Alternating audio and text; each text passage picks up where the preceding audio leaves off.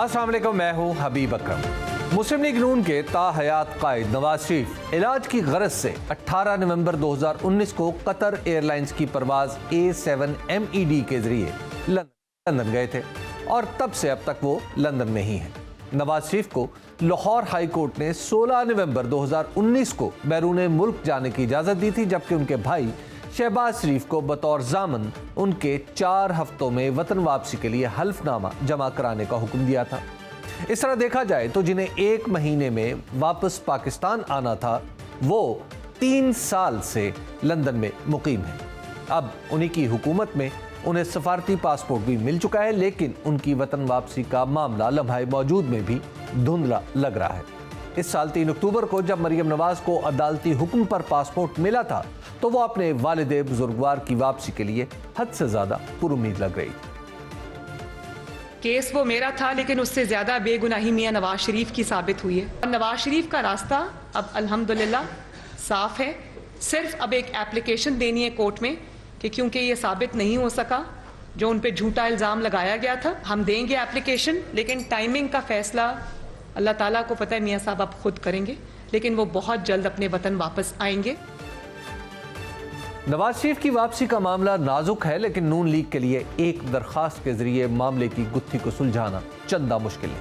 हमारी सियासी तारीख शाहिद है कि किस तरह तीसरी बार वजीर आजम बनने की कड़ी शर्त एक आईनी तरमीम के जरिए खत्म की गई और जो किरदार जनाब इसहाक डार उस वक्त अदा कर रहे थे, पर्दा गैब में वही इस बार भी काफी मुतहर्रिक है। और ऐसी कानून साजी पर गौर खौज भी हो रहा है, जिससे नवाज शरीफ 7 समंदर की दूरी खत्म करके एक बार फिर अपनों से आन मिलेंगे। इस हवाले से अहम पेशरफ्त ये हुई है कि काबीना की कानून से मुतल्लिक कमेटी में जनाब इसहाक डार को भी शामिल कर लिया गया है। मुमलकत खुदाजाद में ऐसी अनहोनियां ही बड़े फैसलों को जन्म देने का बाइस बनती है। दूसरी तरफ पाकिस्तानी मीडिया की तरह भारतीय मीडिया पर भी नवाज शरीफ की वापसी की तारीखें दी जा रही हैं। इस मामले का एक दिलचस्प पहलू यह है कि 2007 में नवाज शरीफ की वापसी अदलिया के जरिए हुई थी, जबकि 2019 में उनकी बगरज इलाज बाहर जाने में भी अदलिया का हुक्म मौजूद है। तस्वीर का दूसरा रुख यह है कि नवाज शरीफ की वापसी में 2 बड़े अवामिर माने हैं। पहला ये कि पाकिस्तान आने पर उनकी फौरी गिरफ्तारी और दूसरा ये कि उनकी ताहियात नाअहली। इस हवाले से नून लीग का कहना है कि मरियम नवाज की सजा की मुअत्तली का इस्लामाबाद हाई कोर्ट का फैसला इसमें मुआविन साबित होगा। PDM की पेशरो हुकूमत यानी पाकिस्तान तहरीक इंसाफ की हुकूमत के दौरान बड़े मियाँ साहब की वापसी नून लीग के लिए एक वाकई बड़ा इम्तहान थी, लेकिन अब रास्ता साफ समझा जा रहा है। क्या वाकई रास्ता साफ है? इसका जवाब जानने के लिए हमारे साथ मौजूद हैं मुस्लिम लीग नून के रहनुमा और सेनेटर जनाब राना मकबूल अहमद साहब।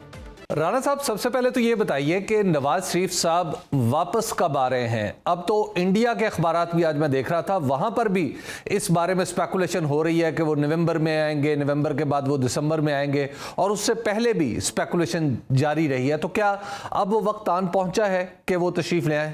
जी इंशाअल्लाह बिल्कुल आएंगे, अल्लाह के फजल से। मैं गया भी था और इस मौजू पे बात भी हुई थी। इंशाअल्लाह shortly he will be with us. यानी ये नवंबर के आखिर के बाद हमारे पास इंशाल्लाह मे बी इन दिसंबर और लिटिल लेटर 1 or 2 वीक्स।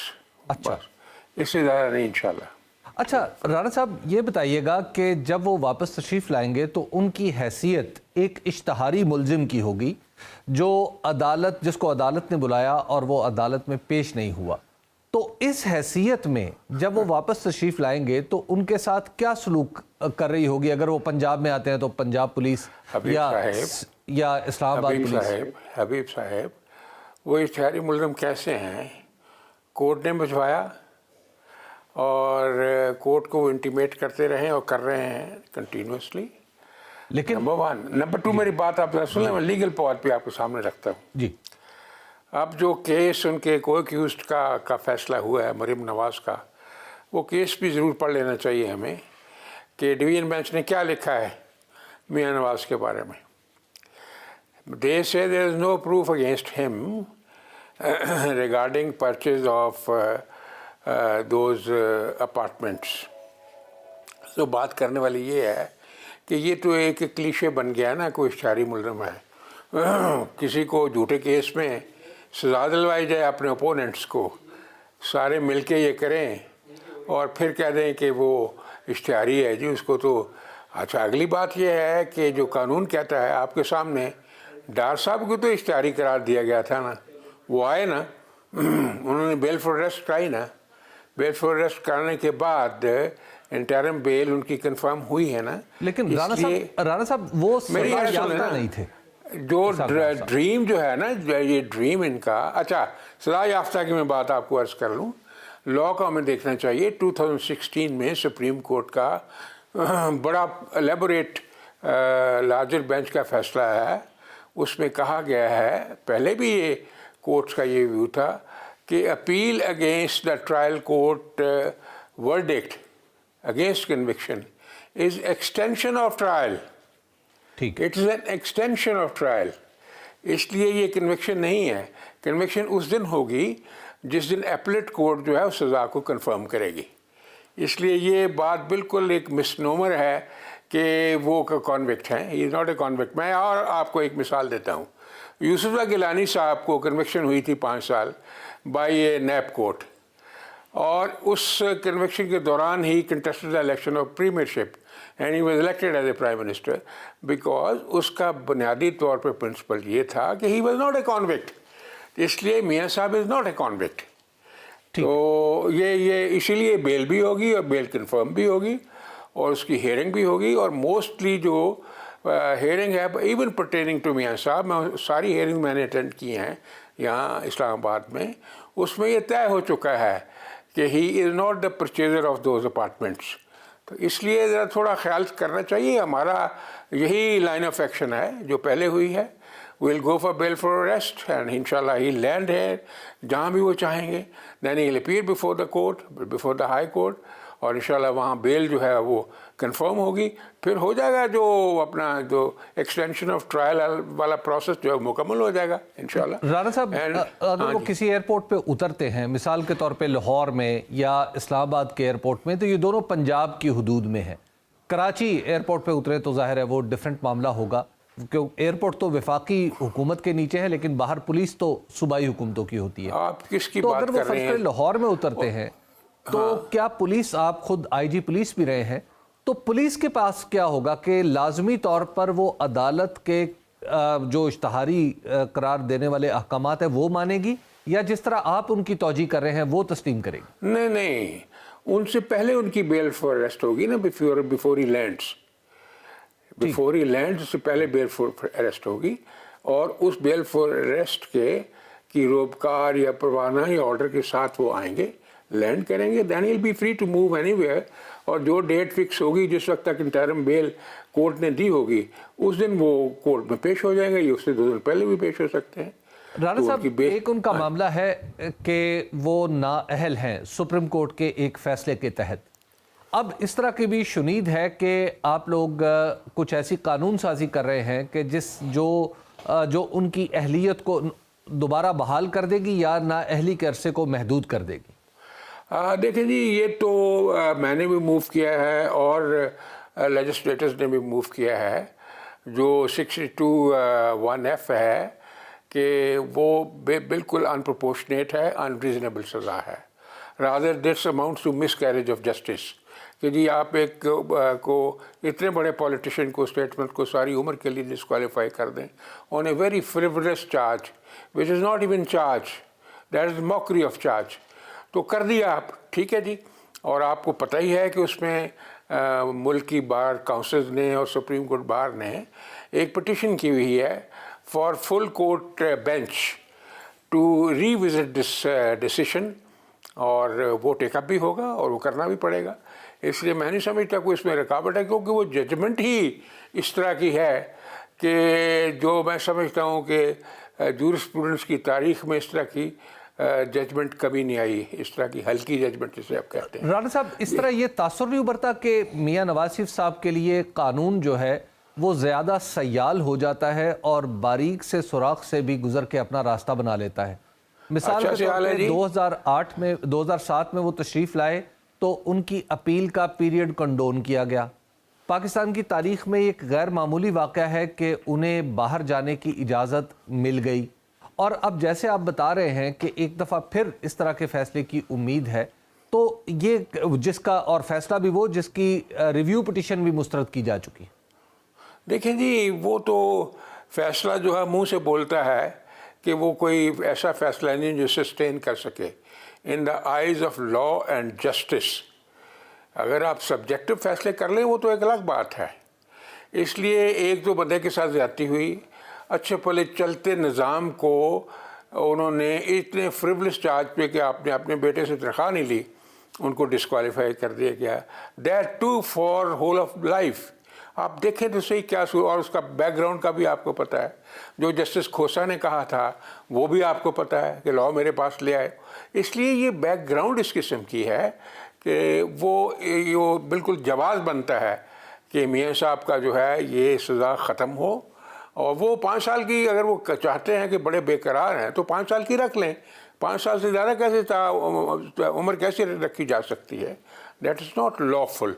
इसलिए वो तो होना ही होना है, और ना हुआ तो फिर फुल कोर्ट बेंच जो है वो उसको रिविजिट करेगा, वो भी होगा। और हो सकता है जैसे आपने खुद फरमाया कोई पार्लियामेंट को अमेंडमेंट इसमें ले आए, क्योंकि अमेंडमेंट बहुत सारे जो सेनेटर्स और एमएनएस ने मूव की हुई हैं, वो स्टेज भी आ सकती है कि उसमें अमेंडमेंट ही आ जाए जो 62F1 है, तो ये सारे का सारा मसला रैशनलाइज हो जाए। तो मैं नहीं समझता कि ये कोई फेवर है। ज़्यादती तो हुई है उनके साथ, मुल्क के साथ ज़्यादती हुई है कि एक जो सेटअप काम कर रहा था, कंट्रीब्यूट कर रहा था, आने बहाने से उनको निकाल के मुल्क के निज़ाम को तलछट कर दिया गया है। ये कौन सी मतलब मुनासिब जगह। और आपने कहा कि वहाँ परवेज़ मुशर्रफ ने क्यों ठीक किया था वो जो हाई जैकिंग में वाकई सज़ा के मुस्तहिक थे। क्या वो केस हाई जैकिंग का था? क्या उसमें उम्र कैद देनी बनती थी? ये बातें सारी देखने वाली हैं। अब आप टारगेट करते हैं जब कुछ लोग व्यंजन से विंडिक्टिवनेस के एक लीडर को जो कि मुल्क की खिदमत भी कर रहा हो, जिसने एटॉमिक पावर भी बनाया हो, जिसने मोटरवेज बनाए हो, जिसने आपको सी पैक लेके दिया हो, जिसने बिजली चलाई हो, अब उसको आप इस तरह से लोग कंडेम करते रहें। जिसने आप देखते हैं क्या फीलिंग होती है जब आप मोटरवे पे चलते हैं। सब कॉन्टिनेंट में कहीं ऐसी मोटरवे है बनाई गई। इसलिए मैं समझता हूँ उसकी कंट्रीब्यूशन बहुत बड़ी है। लेकिन कोर्स ऑफ लॉ को देखिए, कोर्ट्स ऑफ लॉ जो हैं, मैं with all respect and regard, अगर लॉ के मुताबिक हो तो बिस्मिल्लाह, तो अगर लॉ के मुताबिक ना हो तो फिर अब जो ट्रायल कोर्ट ने फैसला किया है जज बशीर ने, मैं आपको पेज नंबर देता हूँ, पेज नंबर 172 पैरा नंबर 2, उनकी जजमेंट का ज़रा पढ़ लें। क्या लिखते हैं वो कि मैंने देखा है मियां नवाज शरीफ और मरीम नवाज के ख़िलाफ़ कोई इनक्रिमिनेटिंग एविडेंस नहीं है, इसलिए इनके ख़िलाफ़ कोई प्रूफ नहीं है for corruption and corrupt practices under जो उनका है सेक्शन 915 और 4 के तहत। Hence they are not found guilty of corruption and corrupt practices, hence they are acquitted। ये अल्फाज हैं पैरा नंबर 2 में 172 पेज पे। अगर आप ये पढ़ लें तो फिर तसल्ली हो जानी चाहिए ना। बाद में जो उनको कन्विक्शन करवाई गई आपको पता है कैसे हुआ है। और जस्टिस अतरमुल्लाह का फैसला जब उन्होंने बेल ली है मियाँ साहब की और मरीम की, वो भी ज़रा पढ़ लें उन्होंने क्या लिखा है उसमें कि किस तरह का ये जजमेंट है और उसका क्या बैकग्राउंड हो सकती है, कौन सी सब्सटेंटिव एविडेंस इसमें है। उन्होंने 61F के बारे में भी कहा है कि ये काला कानून है, मतलब एक ड्रैकोनियन लॉ इसको करार दिया है। बिल्कुल तो ये तो है, इसको रिविजिट करना बड़ा ज़रूरी है। तो अब ये जो पूरा प्रोसेस है राना साहब, आप कब तक एक्सपेक्ट करते हैं कि ये शुरू हो जाएगा? मेरा ख्याल कोई 7-8 वीक्स से ज़्यादा नहीं है इंशाल्लाह। अच्छा, नहीं हो सकता। यानी इसी दौरान कानून में भी तब्दीली हो जाएगी और नहीं, कोई ज़रूरी नहीं कानून में तब्दीली हो सकता है। कानून में जो तब्दीली ये 62(1)(f) है उसमें थोड़ा वक्त लग जाए, तो बाकी तो वही है ना, जो एक्सटेंशन ऑफ ट्रायल ही है ना जो होना, जिसे हम अपील कहते हैं। अपील वो सुनी जाएगी। उन्होंने ख़ुद भी अपनी जजमेंट में लिखा हुआ है कि हम इनकी अपील सुनेंगे, और यानी पार्टली तो अपील का उन्होंने फैसला कर ही दिया है मरीम के केस को डिस्कस करते हुए, और जो बाकी रह गया उसके ऊपर को भी एडजुडिकेट करेंगे इंशाल्लाह। राना साहब, जिस तरह आपने नवाज शरीफ साहब की फैसलों के बारे में बताया कि इनके पीछे कुछ ज़ाहिर है को एक माहौल भी था और बहुत सारी चीज़ें अब खुल के सामने भी आ रही हैं, क्या उनकी वापसी में भी उन अवामिल का कुछ किरदार होगा जो उनके जाने में था? नहीं, वो तो हमेशा से होता है। अब चूंकि उन्होंने ये फैसला कर लिया है, आपके सामने वो बार बार अनाउंस कर रहे हैं। अभी 2 सीनियर मोस्ट जनरल ऑफिसर्स ने आके प्रेस को भी एड्रेस किया है कि we have withdrawn from this interference of politics. हम न्यूट्रल हो गए हैं और हमने विड्रॉ कर लिया, हम नहीं करेंगे। ये भी उन्होंने कहा है और सच्ची बात की, हमारे से गलतियां हुई, उन्होंने कहा है अब हम नहीं करेंगे। तो इसलिए अगर गलतियां जो है वो इंशाल्लाह रिपीट नहीं होंगी तो साफ ज़ाहिर फिर the real spirit of law should prevail, फिर तो उसमें कोई रुकावट नहीं है। यानी एक ब्रॉड कंसेंसस सिस्टम के अंदर मौजूद है कि मियाँ साहब वापस तशरीफ़ ले आएँ तो किसी को कोई तकलीफ़ नहीं होगी। नहीं, किसी को नहीं। अगर वो कह रहे हैं, बार बार अनाउंस भी कर रहे हैं, तो इसलिए अल्हम्दुलिल्लाह मैं समझता हूँ कि it will be decided according to law. इसमें कोई अमर माने नहीं है कि कानून के मुताबिक फ़ैसला ना हो। पहले तो आपको पता है ना कि जो होती है ट्यूटरिंग, टेंटिंग और बैकग्राउंड मैनेजमेंट, ये सारी चीज़ें चलती हैं। ठीक है। तो जो मैंने अभी बशीर साहब के फ़ैसले का जिक्र आपसे किया है, अगर आप पढ़ लें अपना, आप बड़े पढ़े लिखे और काबिल जर्नलिस्ट हैं, ज़रूर उसको देखिएगा कि ये क्या हुआ कि आपने पैरा नंबर 2 172 पेज पे ये लिख दिया और बाद में उनको कन्विक्ट कर दिया। तो वापसी के मामले में भी आप बता रहे हैं कि जो वो बैकग्राउंड की सारी चीज़ें हैं वो सेटल हो चुकी हैं? नहीं, सेटल की बात ही नहीं है जी इसमें। उन्होंने सेटल वाली कोई बात ऐसी है नहीं। वो जो पब्लिकली अनाउंस कर रहे हैं कि हम इसमें नहीं हैं, तो फिर ठीक है, वी बिलीव दैट। इसलिए हम लोग जो सारा प्रोसीड कर रहे हैं, ये उनका राइट है वापस आना और उस केस को कंटेस्ट करना जो कि इतना मलिशियसली बनाया गया, जैसे मैंने अर्ज किया, which cause the grave miscarriage of justice. बहुत शुक्रिया राना मकबूल अहमद साहब, आप हमें बता रहे थे नवाज शरीफ वापसी के इम्कानात पर, और आप बता रहे हैं कि वापसी उनकी जल्द ही मुमकिन है, नवंबर के बाद दिसंबर में या ज़्यादा से ज़्यादा जनवरी के इब्तदाई 15 दिनों में। आपका बहुत बहुत शुक्रिया। अभी वक्त आया है एक ब्रेक का, ब्रेक के बाद दोबारा आपकी खिदमत में हाजिर होंगे। प्रोग्राम में एक बार फिर खुश आमदीद। वज़ीर आज़म शहबाज शरीफ ने स्पीकर कौमी असम्बली राजा परवेज़ अशरफ को तहरीक इंसाफ के मजीद अरकान के इस्तीफे मंजूर करने से रोक दिया है। अगले अहकामात जारी होने तक मजीद कोई इस्तीफा मंजूर नहीं किया जाएगा, ये उन्होंने कहा है। हाल ही में जनूबी पंजाब से ताल्लुक़ रखने वाले तहरीक इंसाफ के 10 से ज़ायद अरकान के इस्तीफ़ों की मंजूरी से मुतल्लिक फ़ाइल स्पीकर को भिजवाई गई थी, जिनमें तहरीक इंसाफ के वाइस चेयरमैन शाह महमूद कुरैशी और उनके भांजे ज़हूर हुसैन कुरैशी का नाम भी शामिल था।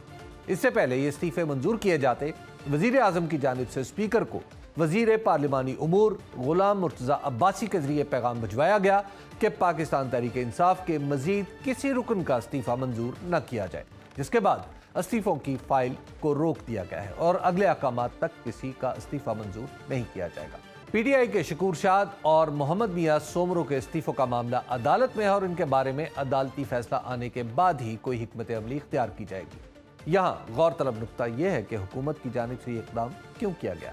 क्या ये सियासी मसलियत है या फिर ज़िमनी इंतखाबात में तहरीक इंसाफ से शिकस्त का खौफ? क्योंकि अप्रैल में तहरीक अदम एतमाद के जरिए इमरान खान को इक़्तिदार से हटाने के बाद मजमूई तौर पर 37 कौमी और सूबाई नशिस्तों पर ज़िमनी इंतखाबात हुए, जिनमें से 28 हल्कों में अवाम ने तहरीक इंसाफ पर एतमाद का इजहार किया।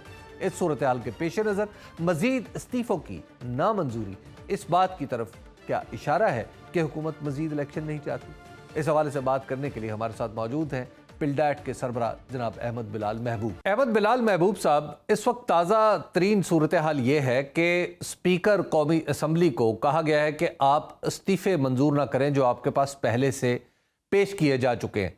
तो क्या स्पीकर के इख्तियारात के ऊपर इसे कदगन समझा जाए या स्पीकर के इख्तियारात में मुदाखलत करार दिया जाए? मुझे इत्तला नहीं है कि ये किसने उनको कहा है कि आप इस्तीफे। वज़ीर आज़म की तरफ से पैगाम पहुंचाया गया उन्हें। अच्छा, नहीं, स्पीकर जो है उनके ऊपर कोई पाबंदी नहीं है कि वो वज़ीर आज़म की कोई हिदायत या उनकी नसीहत पे अमल करें। इस मामले में स्पीकर साहब जो है वो टोटली आज़ाद हैं और अच्छी बात यह है कि उनका ताल्लुक भी एक दूसरी पार्टी से है, वज़ीर आज़म की पार्टी से नहीं है, तो पार्टी का जबर भी उनके ऊपर नहीं है। तो इसलिए अगर कोई हिदायत पहुंचाई भी गई है तो उसकी कोई प्रैक्टिकल वैल्यू नहीं है, वो तो स्पीकर साहब का अपना इख्तियार है। अच्छा, जब मंजूर कर। अहमद बिलाल महबूब साहब, क्या स्पीकर जिस तरह के हम देख रहे हैं, पाकिस्तान तहरीक इंसाफ के इस्तीफे उनके सामने मौजूद हैं और कुछ को उन्होंने कबूल किया और बाकियों को उन्होंने होल्ड किया, क्या ये स्पीकर के इख्तियारात हैं कि वो जिसका चाहे इस्तीफा कबूल कर ले और जिसका चाहे रोक दे या ना करे? जी हाँ, इस मामले में जो रूल्स हैं वो तकरीबन स्पीकर साहब की डिस्क्रिशन बनती है इसको कबूल करने की और ना कबूल करने की। अब जाहिर है उन्होंने 2 शराइत पूरी करनी है कि ये चेक करना है कि वो वॉलंटरीली दिए गए हैं और क्या वो जेन्युइन है इस्तीफे। तो उसको चेक करने के जो तरीके हैं उसमें स्पीकर साहब को आज़ादी है कि वो कब करते हैं, कैसे करते हैं। आपको मालूम है 2014 में भी इसी तरह पीटीआई ने इस्तीफे दे दिए थे और कई महीनों तक वो डफर रहे थे और फिर बिलाखिर उसका इख्तिताम ऐसे हुआ था कि पीटीआई ने वापस आना कबूल कर लिया था और फिर वो इंतखाबी इस्लाहात में भी शरीक हुए थे। तो गालिबन यही उम्मीद अब इनकी भी होगी कि किसी मरहले पे शायद कुछ बातें तय पा जाएं और पीटीआई वाले वापस आ जाएं। लेकिन इस बारे में आपके सवाल का जवाब यही है कि इसमें स्पीकर को तकरीबन टोटल डिस्क्रेशन हासिल है। पहले जब उन्होंने इस्तीफे कबूल किए थे वो असम्बली के हल्के जिनके ऊपर इमरान खान साहब ने इलेक्शन लड़ा था, उनको उनके मेंबर्स को बुलाया नहीं गया था, बल्कि बुलाया गया था तो ये तावील की गई थी कि वो चूंकि आए नहीं हैं तो इसलिए मैंने इस्तीफे कबूल कर लिए हैं। तो क्या ये भी उनकी आज़ादी है, उन्हें मुकम्मल तौर पे आज़ादी है कि वो बुलाएं, अगर कोई ना आए तो वो इस्तीफा कबूल कर लें, किसी को ना बुलाएं? इस पे भी डिस्क्रेशन ही है।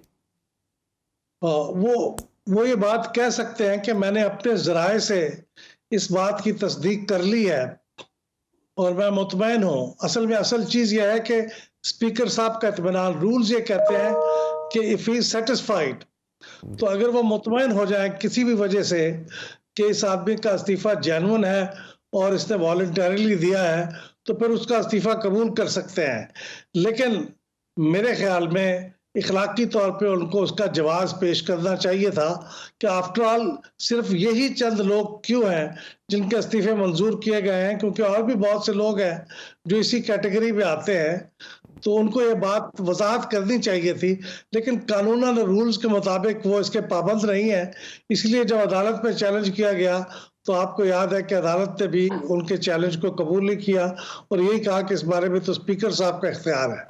अहमद साहब, अभी एक मामला जाहिर है, ये पॉलिटिकल मामला भी है, इस्तीफों का कबूल करना या ना करना। उसकी वजह यह है कि कुछ इलेक्शन जो है वो पाकिस्तान तहरीक इंसाफ ने जीते हैं। ये बताइएगा कि वो कौन सी कट ऑफ डेट है जहां पे इस्तीफा मंजूर हो भी जाए तो फिर दोबारा इलेक्शन की जरूरत नहीं पड़ती? देखिए, जब ये असम्बली की मुद्दत खत्म होने से 120 दिन पहले, अगर मुझे याद पड़ता है ठीक से, तो 120 दिन पहले से पहले इलेक्शन हो सकते हैं। लेकिन जब वो 120 दिन का शुरू हो जाए पीरियड यानी 4 महीने तकरीबन, यूं समझिए कि अगस्त में अगर ये ख़त्म होना है इसकी मुद्दत, तो अप्रैल में किसी वक्त शायद वो वक्त आ जाएगा जब उसके बाद फिर बाई इलेक्शन नहीं हो पाएंगे। जो खाली है वो खाली रहेंगी और बाई इलेक्शन नहीं होंगे। तो दस्तूर की दी हुई इस विंडो में वो, यानी अब हुकूमत के पास वो महदूद वक्त रह गया कि जहां पे हुकूमत इस्तीफे कबूल कर सकती है पॉलिटिकली या नहीं कर सकती। जी हाँ, बस ये 5 महीने हैं। इन 5 महीनों के अंदर वो कबूल कर लें ना कबूल करें, दोनों सूरतों में यही सूरत होगी। लेकिन दूसरी सूरत यह कि अगर कबूल ना करेंगे तो वो वापस आने की तो कोई कट ऑफ डेट नहीं है। वापस तो वो एक दिन पहले भी आ सकते हैं, लेकिन बाई इलेक्शन कराने की ऑप्शन खत्म हो जाएगी। ये बताइएगा अहमद बिलाल महबूब साहब कि ये जिन लोगों के इस्तीफे मंजूर नहीं किए गए, क्या इस दौरान वो अपने वो अलाउंसेस या भत्ते वसूल कर सकते हैं जो कौमी असम्बली की तरफ से उनके मुकर्रर किए गए हैं? जी हाँ, बिल्कुल कर सकते हैं। देखिए, जो उनकी कुछ तो तनख्वाहें हैं जी, वो तो उनको परमत मिलती है। कुछ ऐसी चीजें हैं जो असम्बली में शिरकत से मशरूत है, यानी उनको टीए जो मिलता है, travelling allowance and daily allowance, वो असम्बली की इजलास में शिरकत से मशरूत होता है। तो अगर असम्बली के इजलास पे नहीं आए, उनकी हाजिरी नहीं लगी, तो टीए तो नहीं मिलेगा, लेकिन जो सैलरी है वो मिलती रहेगी और असम्बली की जो रिहाइश गाहें हैं जो पार्लियामेंट्री लॉजेस है उनके अंदर उनका क़याम भी चलता रहेगा और उनके जो बिल है वो भी पे होते रहेंगे। तो सहूलतें कुछ हासिल रहेंगी सिवाय टीए डीए के, बाकी सब मिलता रहेगा उन्हें। ठीक है, और ये स्पीकर के दस्तखतों से ही जारी होती है सब चीजें? जी हाँ, स्पीकर के दस्तखतों से जारी होते हैं। और लास्ट टाइम भी जब ये वापस आए थे तो उनको एरियर्स वगैरह सब मिल गए थे जिन दिनों वो नहीं भी आए थे। तो अहमद बिलाल महबूब साहब, आप इसमें इस स्पीकर के तर्ज अमल को कैसे देखते हैं कि एक तरफ तो उनके सामने इस्तीफे पड़े हुए हैं जिसको लोगों को बुला के उन्होंने उनकी तस्दीक करनी है, लेकिन उसी टेबल पर वो अपने कलम से उन्हीं लोगों को तनख्वाहें जारी कर रहे हैं? जी हाँ, देखिए तनख्वाहें जारी करना जो है वो उस पे तो जब उनका इस्तीफे जब तक मंजूर नहीं होते तो तनख्वाह तो उनका एक हक बन जाता है। जी, जो चीज हक नहीं बनती वो टीए डीए है। ठीक है। तो ट्रैवलिंग अलाउंस और डेली अलाउंस वो शायद नहीं मिल रहा होगा, मेरा मफरूजा ये है, मुझे नहीं मालूम कि मिल रहे हैं कि नहीं, लेकिन वो उनका हक नहीं है। लेकिन जब तक इस्तीफे मंजूर नहीं होते उनकी सैलरी और उनके जो प्रिविलेजेस हैं जैसे पार्लियामेंट्री लॉजेस में लेना वो तो उनका हक है, वो तो कोई नहीं रोक सकता। लेकिन असल सवाल यही है कि स्पीकर साहब ने जिन लोगों के इस्तीफे मंजूर किए वो क्यों किए, और जिनके नहीं किए क्यों नहीं किए, ये क्यों नहीं किए। लेकिन गालिबन उसकी वजूहात सियासी हैं। जी। वो समझते हैं कि शायद किसी मौके पे इमरान खान साहब वापस आ जाएं तो इतनी बड़ी सियासी जमात को जो अगले इंतखाबात के लिए केयर टेकर गवर्नमेंट के लिए कंसल्टेशन होनी है उससे बाहर रखना शायद मुनासिब नहीं होगा। तो यही एक मसला आता है जो मैं समझता हूँ इसको किसी ना हद तक जस्टिफिकेशन देती है। अहमद बिलाल महबूब साहब, लास्टली ये बताइएगा कि एक शख्स जिसने असेंबली से इस्तीफा दे दिया हो और वो स्पीकर के नोटिस में आ चुका हो, तो भी क्या स्पीकर कौमी असेंबली उसके पर्क्स एंड प्रिविलेजेस या जो कुछ भी उसके पास रिहाइश है या उसकी तनख्वाह रोकने का पाबंद नहीं है? नहीं, जब इस्तीफा आ चुका हो तो फिर तो पाबंद नहीं है, लेकिन इस्तीफा कबूल हो जाए, मंजूर हो जाए, फिर पाबंद है। इस्तीफा आना तो इटसेल्फ वो कोई लीगल रिक्वायरमेंट पूरी नहीं होती जिसके बाद उसका असेंबली से रुकनियत खारिज हो जाती है। ठीक है। जब तक वो रुकन है जब तक सैलरी तो उसे मिलेगी और प्रिविलेजेस मिलते रहेंगे। इस वक्त वो फॉर्मली स्पीकिंग, ऑफिशियली स्पीकिंग वो रुकन है असेंबली के।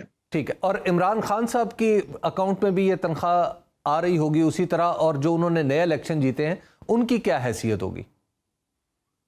नहीं, इमरान खान साहब की जिस दिन से उनकी डिस्क्वालिफिकेशन हुई है या डी सीटिंग हुई है इलेक्शन कमीशन की तरफ से, उस दिन के बाद से वो शायद तनख्वाह नहीं ले सकते, वो रुकन नहीं रहे। और नई जो उन्होंने सीटें जीती हैं चूंकि उन्होंने हल्फ नहीं उठाया इसलिए वो उसके अभी बाकायदा रुकन नहीं बने, वो मेंबर इलेक्ट है, वो बाकायदा मेंबर नहीं है। ठीक, बहुत शुक्रिया अहमद बिलाल महबूब साहब। बता रहे थे कि कौमी असम्बली के स्पीकर के पास क्या इख्तियारात हैं इस्तीफ़े कबूल करने के या ना करने के, और इस्तीफ़ों की सूरत में तनख्वाह रोकने के या ना रोकने के। अभी वक्त हुआ एक ब्रेक का, ब्रेक के बाद दोबारा आपकी खिदमत में हाजिर। Welcome back. Election commission of Pakistan ने आज 2 सूबों यानी सिंध और पंजाब में बल्दियाती इंतखाबात के हवाले से समाअत की। सिंध में बल्दियाती इलेक्शन के मामले पर समाअत के दौरान सिंध हुकूमत ने बल्दियाती इंतखाबात के लिए सिक्योरिटी एहलकार की कमी को जवाज़ बनाकर इलेक्शन मुलतवी करने की दरख्वास्त की। इससे पहले सिंध में पीपल्स पार्टी की हुकूमत बारिश, सैलाब और सैलाब ज़दगान की बहाली की बुनियाद पर कराची और हैदराबाद डिवीजन में बल्दियाती इंतखाबात मुलतवी कर चुकी। आज की समाअत में वफाक की तरफ से भी सिक्योरिटी फोर्स फराहम करने से माजरत की गई और सिंध ने भी यही मौक़िफ़ इख्तियार किया कि इसकी फोर्स सैलाब ज़दगान की बहाली में मसरूफ़ है।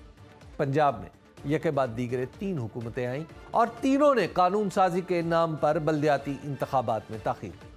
अगस्त 2018 से लेकर अप्रैल 2022 तक तहरीक इंसाफ की हुकूमत ने पहले से कायम बल्दियाती इदारे ख़त्म कर दिए, लेकिन नई कानून साजी न कर सकी। उसके बाद कुछ अरसे के लिए मुस्लिम लीग नून की हुकूमत आई और ये भी कानूनी मुसव्वदे हाथ में लेकर प्रेस कॉन्फ्रेंसों में घूमती रही। फिर तहरीक इंसाफ और मुस्लिम लीग काफ की मखलूत हुकूमत भी इलेक्शन कमीशन में जाकर कभी कानून में तरमीम की दुहाई देती है और कभी हल्का बंदियों का रोना रोने लगती है। सिंध में बल्दियाती इंतखाबात के इनेकाद पर तो इलेक्शन कमीशन ने अपना फैसला महफूज कर लिया है।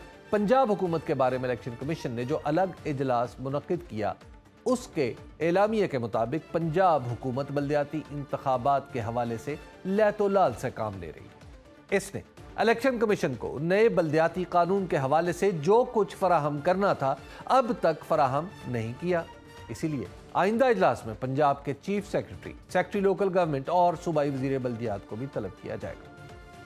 पाकिस्तान के दस्तूर के आर्टिकल 140A के तहत सूबाई हुकूमतों पर लाजिम है कि वो सियासी, इंतजामी और माली इख्तियारात मुकामी हुकूमतों को मुंतकिल करेंगे। लेकिन पाकिस्तान में बल्दियाती इदारों की तारीख गवाह है कि सूबाई हुकूमतें ये अहम तरीन काम कभी भी खुशदिली से नहीं करती। पाकिस्तान में वफाकी और सूबाई कानून साज इदारों के 1200 के करीब अरकान जो अपने इस्तेहकाक के मामले में हसास, अपने हक़ हाकमियत के बारे में पुरजोश, सिविल मिलिट्री ताल्लुकात की बात हो तो जमहूरियत के रखवाले, सूबाई खुद मुख्तारी की हिफाजत में हर वक्त वलवले से भरपूर रहते हैं, मगर बल्दियाती इदारों के जरिए आम आदमी तक इख्तियार मुंतकिल करने में हमेशा सबसे बड़ी रुकावट पड़ी। आम आदमी के वोट से वजीर आज़म, वजीर आला, वजीर बन जाने वाले क्यों सूबाई खुद मुख्तारी के नाम पर सूबाई आमरीत कायम करें? ये सवाल इलेक्शन कमीशन पूछता है, ना अदालतों में उठता है। शायद हमारे ये मुंतखब नुमाइंदे खुद भी अवाम के राज से डरते हैं जो बल्दियाती इदारों के जरिए कायम होता है। अभी वक्त हुआ एक ब्रेक के बाद दोबारा आपकी खिदमत में हाजिर। Welcome back. बलोचिस्तान के जिला चागी में वाक़या रेकोडिक दुनिया में सोने और तांबे के 5वें बड़े ज़खायर के हवाले से जाना जाता है। इस कान पर काम शुरू होने की सूरत में यहाँ से हर साल 2 लाख टन तांबा और 2.5 लाख औंस सोना निकलने का अंदाजा लगाया गया है। ये वो मंसूबा है जो शुरू तो 1990 की दिहाई में हुआ, मगर अमली तौर पर इस पे कुछ ना हो सका। आज भी इस मंसूबे पर काम शुरू हो तो 15 साल बाद पैदावार देना शुरू करेगा, लेकिन यही वो बदकिस्मत मंसूबा है जो मकामी और गैर मुल्की कंपनियों के दरमियान कशमकश और पाकिस्तान के एक बाअसर साइंसदान के अदालत में बेबुनियाद दावों की वजह से खटाई में पड़ा। इन्हीं बेबुनियाद दावों पर कानूनी दलाइल तामीर हुए और इस मंसूबे के लिए होने वाले एक आलमी मुआहदे को डकैती करार देकर चीफ जस्टिस इफ्तिखार चौधरी की सरबराही में सुप्रीम कोर्ट के एक बेंच ने 2013 में मंसूख कर दिया। इस फैसले के बाद हालत यह है कि पाकिस्तान का कोई भी साइंसदान रेकोडिक से 1 ग्राम सोना या तांबा भी नहीं निकाल पाया। इस फैसले के बाद यह मुआहिदा करने वाली गैर मुल्की कंपनी टीडियन कॉपर कंपनी आलमी फोरम्स पर यह मामला ले गई, जहां 2019 में पाकिस्तान पर मुख्तलिफ मद्दात में मजमूई तौर पर $11 अरब का हर्जाना आयद कर दिया गया। याद रहे कि उस वक्त टीडियन कॉपर कंपनी की मलकियत दुनिया में सोने और तांबे की कानकुनी के लिए मशहूर कैनेडियन कंपनी बैरक गोल्ड के पास है। तहरीक इंसाफ की हुकूमत ने तवील मुज़ाकरात के बाद बैरक गोल्ड से यह तय किया कि इसे दोबारा रेकोडिक में काम करने का लाइसेंस दिया जाएगा और यह कंपनी $7 अरब इस मंसूबे पर लगाएगी। इस मंसूबे में 50% हिस्सा बैरक गोल्ड के पास होगा, जबकि 25% हिस्से हुकूमत बलूचिस्तान और हुकूमत पाकिस्तान के पास होंगे। बैरक गोल्ड को मुआहदे की जमानत देने के लिए अब पाकिस्तान को कानून साजी भी करना होगी और इसके लिए 17 अक्टूबर को एक मुसव्वदा कानून सदर ने दस्तूर के आर्टिकल 186 के तहत रेफरेंस की सूरत में सुप्रीम कोर्ट को भेज रखा है। दस्तूर के तहत सुप्रीम कोर्ट सदर को बताएगी कि आया यह मुसव्वदा कानून दस्तूर के मुताबिक है या नहीं। यहाँ यह अमर भी काबिल जिक्र है कि को अपने हिस्से का काम 15 दिसंबर से पहले करना है। बसूरत दीगर $11 अरब का हर्जाना एक बार फिर बहाल हो सकता है। आज भी सुप्रीम कोर्ट में चीफ जस्टिस उमर अता बंदियाल की सरबराही में तमाम सूबों से ताल्लुक रखने वाले 5 रुकनी लार्जर बेंच ने रेकोडिक से मुतालिक सदारती रेफरेंस पर समाअत की। समाअत के दौरान additional attorney general Aamir Rahman ने दलाइल दिए कि माइंस एक्ट 1948 को 1973 के आइन में विफाकी और न ही सूबाई लिस्ट में शामिल किया गया, जिसकी वजह से माइंस एक्ट की कुछ शिक़ें विफाक और कुछ सूबों के इख्तियार में चली गईं। चीफ जस्टिस ने इस्तफसार किया, क्या एक कानून बैक वक्त विफाक और सूबे दोनों के इख्तियार में होगा? जस्टिस याहिया आफरीदी ने पूछा, क्या हुकूमत मादनियात से मुतल्लिक कानून में तरमीम नहीं कर सकती थी? माइंस एक्ट में तरमीम करने की जरूरत क्यों पेश आ रही है? जस्टिस मुनीब अख्तर ने रिमार्क्स दिए, कानून जादू की तरह लागू नहीं हो जाते, उसी कानून का गलबा होगा जो विफाक और सूबाई सतह पर मुमासलत रखता होगा। जस्टिस याहिया आफरीदी ने कहा, अगर इस एक्ट में तरमीम से बुनियादी इंसानी हुकूक मुतासर हुए तो अदालत मुदाखलत करेगी। बलूचिस्तान हुकूमत के वकील सलाहुद्दीन अहमद ने दलाइल देते हुए कहा कि रेफरेंस के काबिल समात होने पर फाजिल बेंच ने सवाल उठाया है। रिकॉर्ड एक मामला अवामी मफाद का है जिस पर सदर रेफरेंस भेजने का इख्तियार रखते हैं। बलूचिस्तान हुकूमत के वकील ने दलाइल दिए कि इस हवाले से अदालत ने कहा है कि रेफरेंस में पूछे गए सवालात मुबहम है, जरूरी नहीं कि सवालात बिल्कुल ठीक नुक्ते पर बनाए गए हों। भारतीय सुप्रीम कोर्ट करार दे चुकी है कि दलाइल में उठाए गए नुक्तों पर सुप्रीम कोर्ट राय दे सकती है। चीफ जस्टिस उमर अता बंदयाल ने इस्तफसार किया कि रिकॉर्डिक रेफरेंस में सुप्रीम कोर्ट को सिर्फ उन्हीं कानूनी गुजारिशात पर राय देना होगी। पिछली समाअत में अदालत को गैर मुल्की माहिर की तरफ से बताया गया था कि रिकॉर्डिक से पैदावार शुरू होने के बाद हुकूमत को मजमूई तौर पर 32 अरब डॉलर का फायदा होगा। केस की मजीद समाअत बुध 16 नवंबर तक मुलतवी कर दी गई। गुज़िश्ता रोज समाअत में सुप्रीम कोर्ट ने सवाल उठाया था कि हुकूमत रिकॉर्डिक मुआहिदे से मुतल्लिक कानूनी तरमीम पर मुतमईन करे। रिकॉर्डिक से मुतल्लिक गैर मुल्की कंपनी के साथ मुआहिदा किन शराइत पर होना चाहिए और इसके कानूनी पहलू क्या है। अदालत ने 3 नामवर वकला को इस रेफरेंस की समाअत के लिए अदालती मुआविन भी मुकर्रर कर रखा है। हमारे प्रोग्राम का वक्त खत्म हुआ चाहता है, इजाजत दीजिए, अल्लाह ने के बाद।